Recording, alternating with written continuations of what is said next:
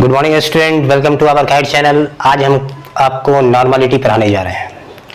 ये किसका पार्ट है, मतलब कि कंसंट्रेशन ऑफ सॉल्यूशन नापने का हमारे पास एक अलग मेथड जो है नॉर्मलिटी। इससे पहले हम आपको डिस्कस किए थे कि मोलरिटी क्या होता है, मोलालिटी क्या होता है, मोल फ्रैक्शंस क्या होते हैं। ये सब सारी बात को मैंने आपके सामने रखा था। तो ये सब भी क्या था, एक कंसंट्रेशन को एक्सप्रेस करने का हमारे पास एक मेथड था, एक यूनिट था। आज एक नया यूनिट लेके हम आए हैं। उस यूनिट का नाम क्या है या फिर उस मेथड्स का नाम क्या है, नॉर्मलिटी है। और ये जितने भी मेथड्स हैं, ज़्यादातर जो क्वेश्चंस पूछे जाते हैं, खासकर कंपटीशन में इसका खासा यूज होता है। और मिक्स करके क्वेश्चंस आपको मिलेंगे। Relationship between molarity and normality खासकर मिलेगा आपको। तो चलिए आज हम अपना वीडियो नॉर्मलिटी के साथ शुरू करते हैं और आप हमारे सामने बने रहिए और देखिए किस तरह से आसान से जो आपको नॉर्मलिटी अगर आपको हार्ड भी लगता होगा तो आज के बाद ये बहुत ही आसान हो जाएगा आपके लिए और इसके क्वेश्चन पे आपका रिच बहुत आसानी से मिलने लगेगा। ठीक, पकड़ने लगेगा क्वेश्चंस को, समझने लगेगा क्वेश्चंस को। तो चलिए आज अपना वीडियो को इनिशिएट करते हैं नॉर्मलिटी के साथ। तो देखिए नॉर्मलिटी होता क्या है। सबसे पहले हम लिखेंगे it is defined as number of gram equivalent of solute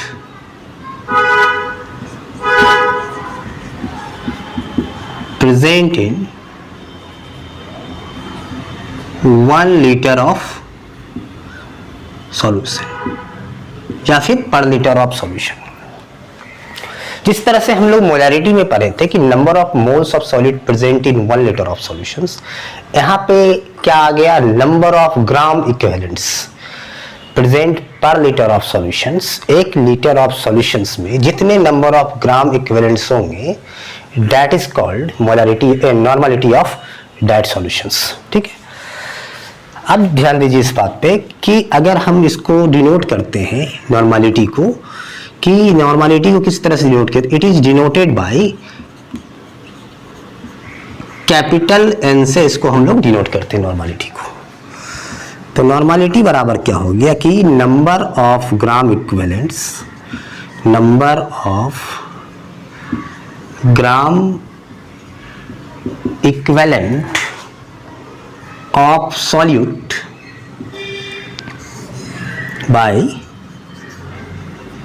volume of solution in litre. ठीक, number of gram equivalent of solute volume of solution in litre, मतलब कि यहाँ पे क्या है, वॉल्यूम का रिलेशन है। जहां जहां वॉल्यूम का रिलेशन आपको मिलेगा समझ जाइएगा वो टेम्परेचर डिपेंडेंट है। क्या है, टेम्परेचर डिपेंडेंट है। जैसे कि मोलरिटी के साथ क्या था ना, वॉल्यूम का रिलेशन है, तो वो क्या था, टेम्परेचर डिपेंडेंट था। तो नॉर्मलिटी का भी रिलेशन किसके साथ है, वॉल्यूम के साथ है, तो टेम्परेचर डिपेंडेंट है। आपने पढ़ा क्लास 11th में कि आपका चार्ल्स लॉ वॉल्यूम्स टेम्परेचर को रिलेट करता है।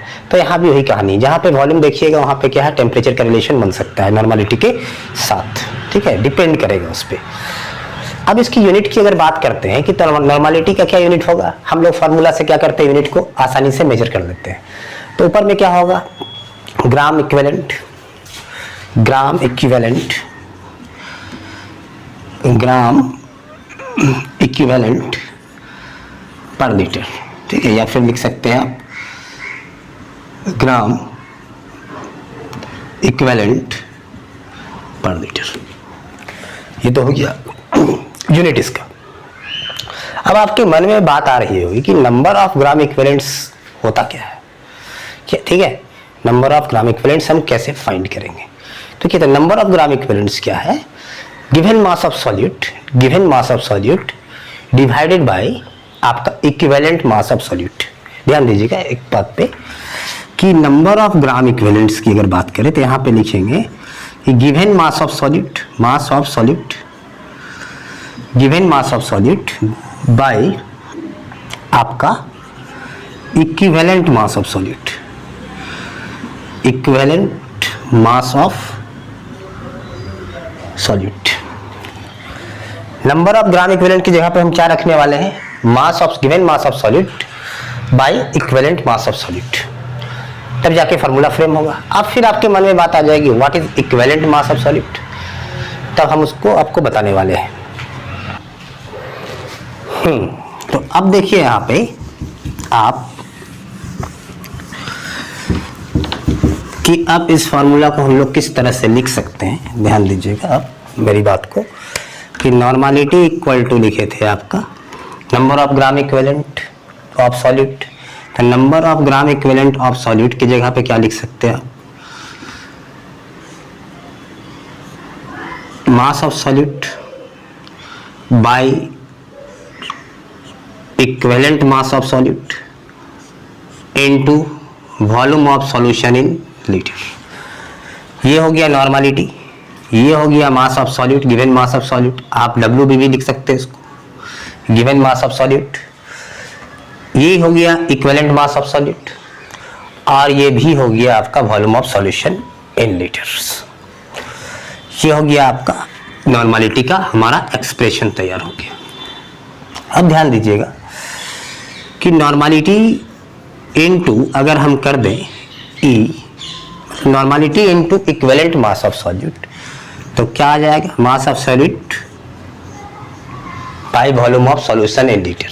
और पहले आपको पढ़ा के रखे हैं कि WB/V क्या होता है, given mass of solute present in given volume is called strength of solution. इसको क्या बोलते हैं, स्ट्रेंथ ऑफ सॉल्यूशन, सॉल्यूशन का स्ट्रेंथ बोला जाता है। अभी आपको इक्विवेलेंट मास हम बताने वाले हैं, उसके लिए चिंता, हम सिर्फ फ्रेम कर रहे हैं फॉर्मूला को। तो अब क्लियर हो गया, स्ट्रेंथ ऑफ सॉल्यूशन आपको फाइंड करना है, तो आप नॉर्मलिटी को किससे मल्टीप्लाई कर दोगे, इक्विवेलेंट मास से मल्टीप्लाई कर देंगे, तो आपका स्ट्रेंथ ऑफ सॉल्यूशन मिल जाएगा। समझ रहे हैं? अब देखिए, अब इस नॉर्मलिटी को हम लोग कैसे कैसे एक्सप्रेस कर सकते हैं solution. It is expressed as 1n, इसको हम लोग एक्सप्रेस कर सकते हैं। नॉर्मलिटी को एक्सप्रेस किस तरह से कर सकते हैं, it is expressed, normality of solution is expressed as, लिखा रहा 1n 2n, ठीक है, 1/2n 1/10n 1/100n 1/1000n, इस तरह से आप एक्सप्रेस कर सकते हैं। अगर लिखा हुआ है 1n, आप क्या बोलोगे, solution is normal, normal solution है, नॉर्मलिटी 1, 1n का मतलब क्या हो गया, नॉर्मलिटी 1, 2n का मतलब क्या हो गया, नॉर्मलिटी 2, ठीक है, बाई नॉर्मल सॉल्यूशन हो गया। हाफ है तो सेमी नॉर्मल सॉल्यूशन, 10 है डेसी नॉर्मल सॉल्यूशन, 100 है सेंटी नॉर्मल सॉल्यूशन, और 1000 है तो मिली नॉर्मल सॉल्यूशन। अब 1n की कहानी सुनिए, 1n अगर डिफाइन करना है कैसे डिफाइन कीजिएगा, ठीक है, या फिर 2n को किस तरह से डिफाइन करेंगे। तो 1n का मतलब क्या होगा कि नंबर ऑफ ग्राम इक्विवेलेंट्स क्या है, नंबर ऑफ ग्राम इक्विवेलेंट्स क्या है, 2 है, ठीक है, नंबर ऑफ ग्राम इक्विवेलेंट्स क्या है, 2 है। अगर आप 2 के लिए डिफाइन कर रहे हैं, वॉल्यूम ऑफ सॉल्यूशन क्या है, 1 है, तब आपका नॉर्मलिटी क्या आ जाएगा, 2 आ जाएगा। अगर आपका नंबर ऑफ ग्राम इक्विवेलेंट क्या है, हाफ है, वॉल्यूम ऑफ सॉल्यूशन 1 है, तो नॉर्मलिटी क्या होगा, आपका हाफ आ जाएगा, और सॉल्यूशन क्या कहलाएगा, सेमी नॉर्मल। समझ रहे हैं, normal, semi normals, deci normal, centi normals, ठीक है, मिली नॉर्मल। तो इस प्रकार को सॉल्यूशन को हम एक्सप्रेस कर सकते हैं, ठीक है। अब आपको बताया जाएगा इक्विवेलेंट मास की कहानी क्या होती है। तो अब आप इक्विवेलेंट मास की कहानी सुनिए, ये फार्मूला को ध्यान में रखिएगा। तो इक्विवेलेंट मास क्या होता है, किस तरह से आप कैलकुलेट करोगे, इसके लिए हम एक अलग वीडियो भी लेके आएंगे आपके लिए, इक्विवेलेंट मास का एक अलग वीडियो बना देंगे आपके लिए। लेकिन हाँ, नॉर्मलिटी पे हम इसको कैसे यूज करेंगे ये हमको जानना अभी जरूरी है, ठीक है। इसके लिए हम अलग से वीडियो बना देंगे आपके लिए, लेकिन फिर भी हम आज सारी बात समझाने की कोशिश करेंगे इक्विवेलेंट मास के बारे में आपको। तो इक्विवेलेंट मास क्या चीज आपके सामने किस किस चीज का आने वाला है क्वेश्चंस में। पहला, इक्विवेलेंट मास आप फाइंड करोगे एसिड का, बेस का, सॉल्ट का या फिर ऑक्सीडाइजिंग और रिड्यूसिंग एजेंट, इस सब का इक्विवेलेंट मास हमको निकालने आ सकता है। मान लीजिए सॉल्यूशंस में दिया हुआ है आपका सल्फ्यूरिक एसिड है, तो हमको किसका इक्विवेलेंट मास खोजना होगा नॉर्मलिटी निकालने के लिए? H2SO4 का। अगर सॉल्यूशन में हमारा दिया हुआ है suppose magnesium hydroxide, calcium hydroxide, इसको बेस है, तो उस समय हमको बेस का निकालना होगा, तब जाके नॉर्मलिटी सॉल्व होगा। अगर सॉल्ट दिया है, ठीक है, जैसे कि Al2SO4 whole thrice, aluminium sulphate दिया हुआ, कैल्शियम क्लोराइड दिया हुआ, मैग्नीशियम क्लोराइड दिया हुआ, अगर सॉल्ट दिया हुआ है तब हम लोग को इक्विवेलेंट मास सॉल्ट के पास जाना होगा, तब जाके नॉर्मलिटी में पुट कीजिएगा। अगर हमको दिया हुआ है कोई आपका रिडॉक्स रिएक्शन दिया हुआ है, तब वहाँ पे बोलेगा कि ऑक्सीडाइजिंग एजेंट का, फिर ये रिड्यूसिंग एजेंट का हमारा किस तरह से हम निकालेंगे आपका इक्विवेलेंट मास। ऑक्सीडाइजिंग एजेंट का मतलब ऑक्सीडेंट और रिड्यूसिंग एजेंट का मतलब रिडक्टेंट, उसका किस तरह से हम लोग molar mass equivalent mass calculate करने वाला है। इस चीज को देखिएगा, अरे हमारे साथ आप बने रहिए और देखते रहिए इसको किस तरह से। तो सबसे पहले बात आती है equivalent mass of acid. Acid से हम शुरू कर रहे हैं, एसिड का, जैसे कि लिखा हुआ है सल्फ्यूरिक एसिड, ध्यान दीजिएगा, सल्फ्यूरिक एसिड है इक्विवेलेंट मास। अगर इसका equivalent mass of sulphuric acid खोजेंगे तो इसका जो मोलर मास है, आप ऊपर में लिख लीजिए कि मोलर मास, इसका जो मोलर मास, ठीक है, डिवाइडेड बाय, ठीक है, क्या करेंगे, इसको बोलते हैं बेसिसिटी। बेसिसिटी, बेसिसिटी को क्या लिखा जाता है? वैलेंसी फैक्टर भी लिखते हैं। बेसिसिटी क्या है? वैलेंसी फैक्टर, या बेसिसिटी हो गया या फिर वैलेंसी फैक्टर। वैलेंसी फैक्टर, इस बेसिसिटी को क्या होता है कि रिप्लेसेबल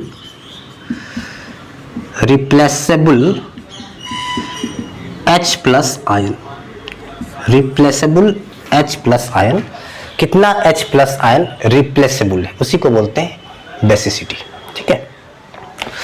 अगर तुम आपका रिप्लेसेबल होगा 2 H प्लस आयन, तो उसकी बेसिसिटी क्या हो जाएगी? 2 हो जाएगी, उसी को बोलते हैं एन फैक्टर, 2 हो जाएगा, ठीक है। जैसे मान लें कि सल्फ्यूरिक एसिड का ध्यान दीजिएगा, यहाँ पे बेसिसिटी हम लोग किस तरह से निकालेंगे, जैसे कि 2 है, जनरली क्या है आप निकालते हैं जितना नंबर ऑफ हाइड्रोजन एटम है, तो यहाँ पे 2 हो गया, तो अब इक्विवेलेंट मास इसका क्या हो जाएगा? 98। सल्फ्यूरिक एसिड का इक्विवेलेंट मास क्या होगा? मोलर मास 98, सल्फेट का 96 और हाइड्रोजन का 2, इसके मतलब 98 हो गया ग्राम पर मोल। 98, आपका वैलेंसी फैक्टर क्या आया इसका? देखिए 2 है। रिप्लेसेबल H प्लस आयन कितना होगा इसमें? 2। तो यहाँ पे 2 से डिवाइड करने पर क्या आपको मिलने वाला है? 9449 ग्राम। तो ये हो गया सल्फ्यूरिक एसिड का क्या आपका इक्विवेलेंट मास। समझ रहे हैं? आप एन फैक्टर से क्या करोगे? डिवाइड कर दोगे तो एसिड का क्या होगा? इक्विवेलेंट मास आपको मिल जाएगा, ठीक है।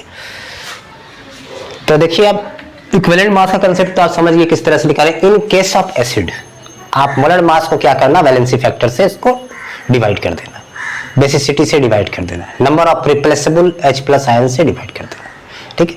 डायरेक्ट अगर मिल गया आपको H2SO4, कोई रिएक्शन नहीं दिया हुआ है तो किसी के साथ डायरेक्ट लिखा हुआ H2SO4 का फाइंड कर लेना इस तरह से।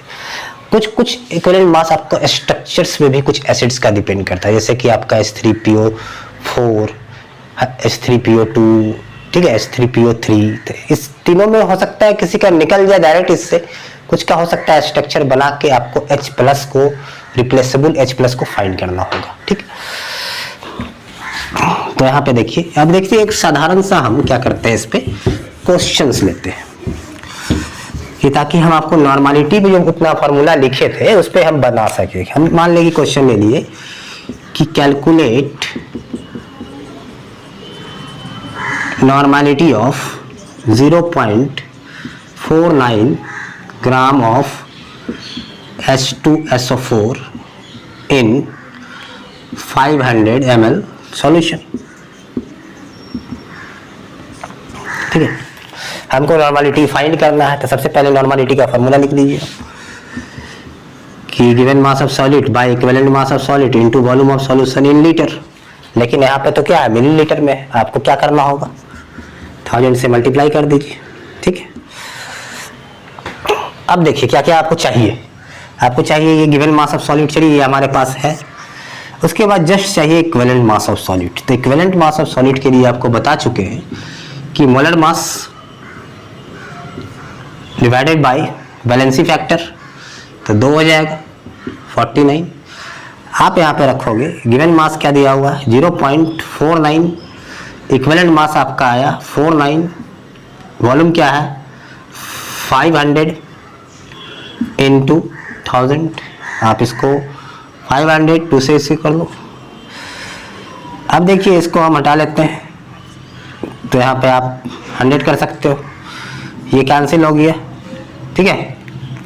तो 1 बाई क्या हो गया 100, इसके मतलब क्या हो जाएगा, कैसा आ रहा है, मतलब 1/100 N आ रहा है, ठीक है, या फिर ग्राम इक्विवेलेंट पर लीटर। इसको आप ये भी लिख सकते हो 0.01 N या फिर 0.01 ग्राम इक्विवेलेंट पर लीटर। 1/100 का मतलब कैसा सॉल्यूशन आया, ठीक है।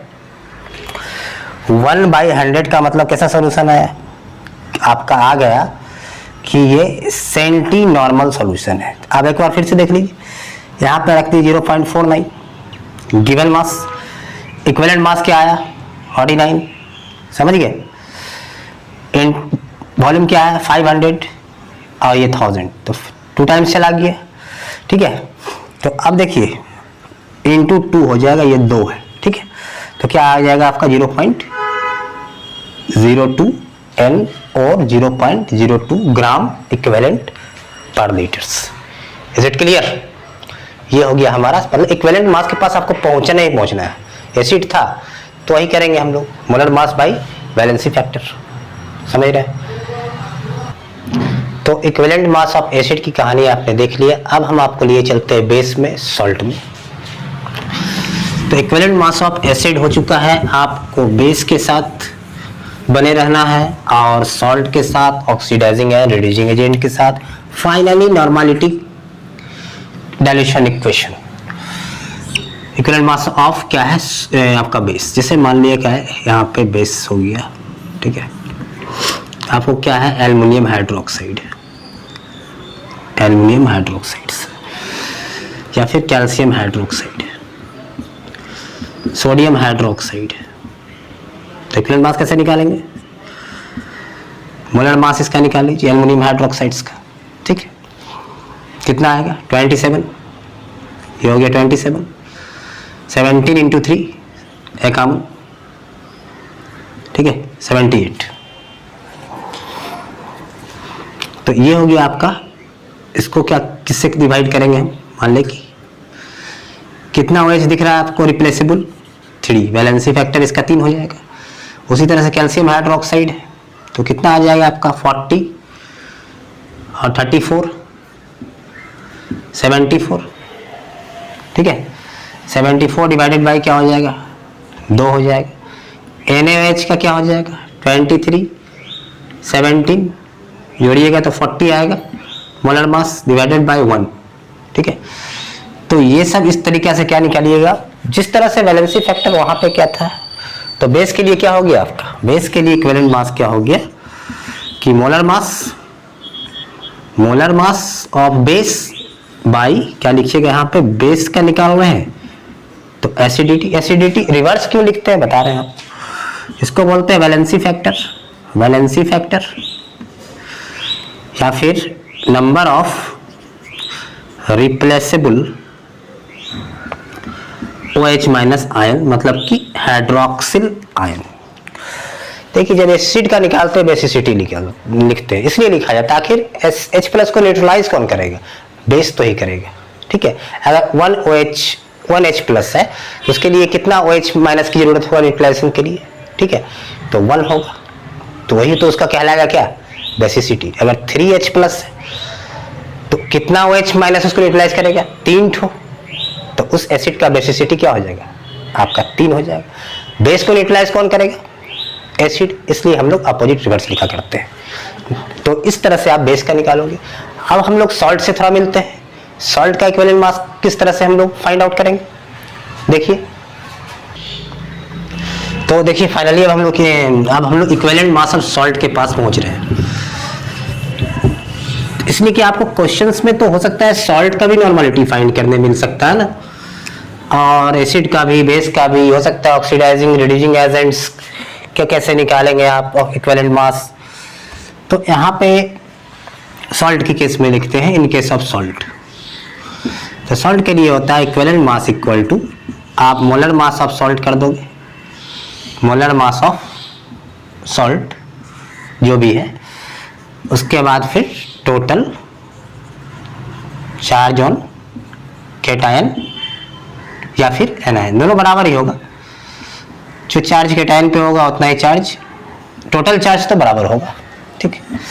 जैसे यहाँ पे देखिए, अगर हम ले लिए Al2SO4 होल थ्राइस, ठीक है, तो यहाँ पे देखिए कि सबसे पहले इसको ब्रेक करना जानना होगा। यही बात होती है जब सॉल्ट आ जाती है ना, तो इसको ब्रेक करना क्या बात है। जब ब्रेक कर पाइएगा ना इसको, तभी आप इसका टोटल चार्ज लिख पाओगे डिवाइड। तो इस तरह से Al3 प्लस ये हो जाएगा और SO4 के ऊपर 2 माइनस और 3A2 प्लस। तो ये टोटल चार्ज क्या आया, 3 2 जा 6, ये टोटल चार्ज 6 है। चाहे यहाँ से कैलकुलेट करो चाहे यहाँ से कैलकुलेट करो, 6। यहाँ वाले -6 है, तो कंसीडर हम लोग क्या करते हैं, माइनस प्लस को कंसीडर नहीं करते, कितना चार्ज है टोटल, तो 6 है। तो मोलर मास ऑफ लिख लीजिएगा आप Al2SO4, आई थिंक क्या आ जाएगा 342, 27 मतलब कि 54 और 96 इंटू 3, ठीक है। तो ये हो गया आपका टोटल चार्ज क्या है, 6 है। तो ये जो कैलकुलेट करके आपका आएगा वो क्या हो जाएगा, equivalent mass of given salt Al2SO4। Similarly calcium phosphate है Ca3PO4 होल ट्वाइस। तो आप क्या करेंगे, Ca2 प्लस 3 लगाओगे यहाँ, 2PO4 3 माइनस। तो इसके टोटल मास को कैलकुलेट कर लेना है। कैल्शियम फॉस्फेट का टोटल मास यहाँ पे कैलकुलेट करके रख लेना। क्या आएगा, 40 इंटू 3 120, 95 इंटू 2 190, ठीक है।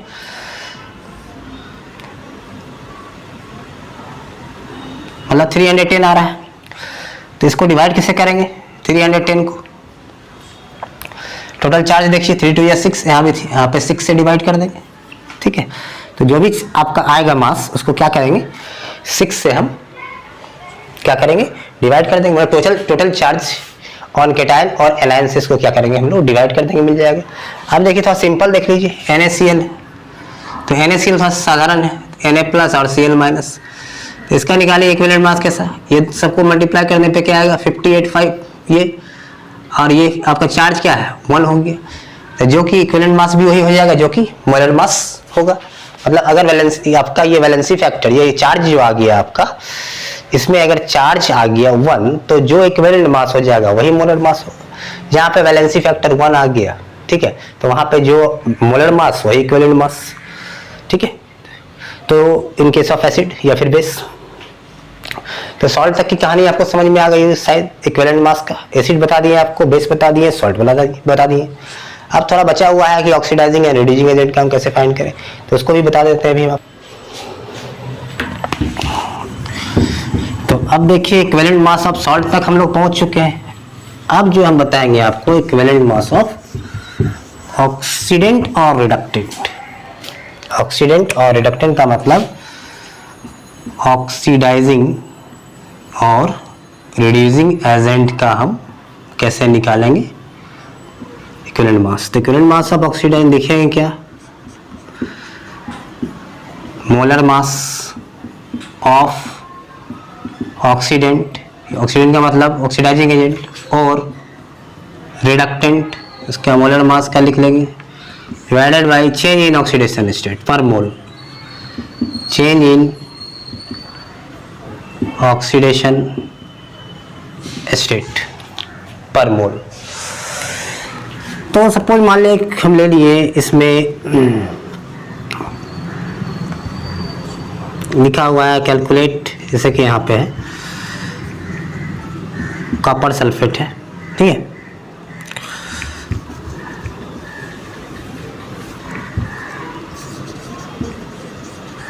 Calculate equivalent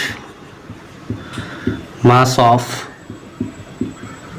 copper sulphate solution in given reaction. कोई रिएक्शन दिया हुआ आपको, ऐसे CuSO4 है, Zn है, CuSO4 है, ZnSO4 डिस्प्लेसमेंट रिएक्शन है, याद रखिएगा, और ये कॉपर है, ठीक है। तो इक्विवेलेंट मास ऑफ क्या निकालना है आपको, कॉपर सल्फेट का इक्विवेलेंट मास निकालना है, सपोज इसका निकालना है, ठीक है। सॉल्यूशन देखिए, कॉपर सल्फेट का अगर दिया होगा सॉल्यूशन का, अगर हमारा दिया हुआ CuSO4 5H2O दिया हुआ है इस तरह से, हो सकता है किसी में एनहाइड्रस भी दे, वाटर नहीं दे सकता, तब हम उसका मोलर मास निकालेंगे। यहाँ पे लगा देगा 5H2O मीन्स ब्लू पेट्रोल है ये, तो इसके टोटल का मास निकालेंगे, ठीक है। टोटल का मास निकालने पे क्या आएगा आपका 249 इसके टोटल मास आएंगे। अब देखना होगा कि कॉपर में क्या चेंजिंग दिख रहा है आपको, चेंज इन ऑक्सीडेशन स्टेट। तो यहाँ पे देखिए कॉपर किस फॉर्म में है, 2+ के फॉर्म में, ध्यान दीजिएगा। 2+ से किस में जा रहा है, 0 की ओर जा रहा है। 2+ से ये 0 की ओर जा रहा है, कितने का चेंज हो रहा है, 2+ से 0 में मूव कर रहा है, तो चेंज कितने का हो रहा है, 2 का चेंज हो रहा है। आप 2 से क्या करो, इसको डिवाइड कर दो, तो क्या मिल जाएगा आपका इक्विवेलेंट मास ऑफ आपका कॉपर मिल जाएगा, ठीक है। अब देखिए यहाँ पे कॉपर, अब यहाँ पे लिखते हैं ZnCu2+ से हम लिखेंगे Zn2+ और Cu। तो यहाँ पे देखिए कि Zn का क्या हो रहा है, ध्यान दीजिएगा, Zn का हो रहा है ऑक्सीडेशन और Cu2+ का रिडक्शन। तो जिसका ऑक्सीडेशन होता है उसको बोलते हैं रिड्यूसिंग एजेंट, जिसका रिडक्शन होता है उसको बोलते हैं ऑक्सीडाइजिंग एजेंट, ठीक है। तो इसका रिडक्शन हो रहा है Cu2+ का, तो ये ऑक्सीडाइजिंग एजेंट कहलाएगा। और क्योंकि इसका ऑक्सीडेशन हो रहा है तो जिंक क्या होगा, रिड्यूसिंग एजेंट, ठीक है। अगर हमको निकालना है इसका जिंक का इक्विवेलेंट मास, तो क्या निकलेगा, जिंक का मास क्या होता है 65। और चेंज कितने से कर रहा है, ध्यान दीजिएगा, चेंज कर रहा है 2 से, तो आप 2 लगाइएगा, तो ये किसका निकल गया, जिंक का। सिमिलरली क्या होगा, कॉपर का भी निकल जाएगा। तो इस तरह से हम लोग equivalent mass of oxidizing and reducing agent find कर लेंगे। कैसे फाइंड करेंगे, मोलर मास ऑफ ऑक्सीडाइजिंग और reducing agents divided by change in oxidation state. Change कर रहा है इसका ऑक्सीडेशन स्टेट, उससे क्या करेंगे, डिवाइड कर देंगे। तो यहाँ से कॉपर सल्फेट में किसका चेंज हो रहा था, कॉपर का ही तो चेंज हो रहा था, 2+ से 0 की ओर जा रहा था। सल्फेट का तो कोई चेंजिंग ही नहीं, यहाँ भी -2 है तो यहाँ भी -2 है, सल्फेट में कोई चेंजिंग नहीं। तो Cu2+ से 0, तो यहाँ पे क्या हो जाएगा आपका, इसको डिवाइड कर दिए 2 से, तो वो निकल जाएगा। तो ये तो आपको बताएं, आज तक का जो कंसेप्ट था ये हम बताएं आपको, equivalent mass of acid, base, salt, oxidizing agent and reducing agent तक हम आपने आपको बताया, ठीक है। अब हम आप एक क्वेश्चंस देंगे थोड़ा आसान सा नॉर्मलिटी के ऊपर में। तो चलिए आप एक क्वेश्चंस लेते हैं यहाँ पे नॉर्मलिटी के ऊपर में। अभी नॉर्मलिटी का आपका पार्ट 1 चल रहा है ये, ठीक है, ठीक है। तो यहाँ पे देखिएगा नॉर्मलिटी क्वेश्चंस में है, कहता है what amount of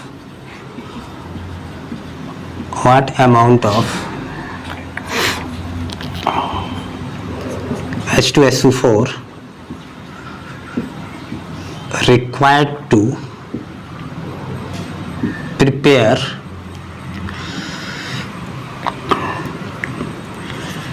200 ml of देसी नॉर्मल सॉल्यूशन। कहता है कितना अमाउंट सल्फ्यूरिक एसिड का लिया जाए कि हमारा नॉर्मलिटी जो आ जाए, क्या आ जाए 1/10। नॉर्मलिटी तो आपको दिया हुआ है, क्या दिया हुआ है 1/10 देसी नॉर्मल। ध्यान दीजिएगा, ये बताए थे जस्ट पहले आपको, देसी नॉर्मल का मतलब नॉर्मलिटी हो गया 1/10। लगा दीजिए आप, normality equal to WB by equivalent mass of solute, volume of solution in litre, into क्या हो, क्योंकि मिलीलीटर में है, आप क्या करो 1000 से मल्टीप्लाई कर दो। नॉर्मलिटी क्या दिया हुआ है 1/10। WB क्या है, WB आपको फाइंड करना है, क्वेश्चन में कह रहा है व्हाट अमाउंट, मतलब निकालना है। इक्विवेलेंट मास कैसे निकालोगे? सल्फ्यूरिक एसिड का इक्विवेलेंट मास अभी जस्ट निकाल के बताया है। सल्फ्यूरिक एसिड का equivalent 98 divided by valency factor 2 49। यहाँ पे रख देते हैं 49। वॉल्यूम क्या है? 200। ये हो गया 1000। 200 5 टाइम्स निकल चुका है, समझ रहे हैं?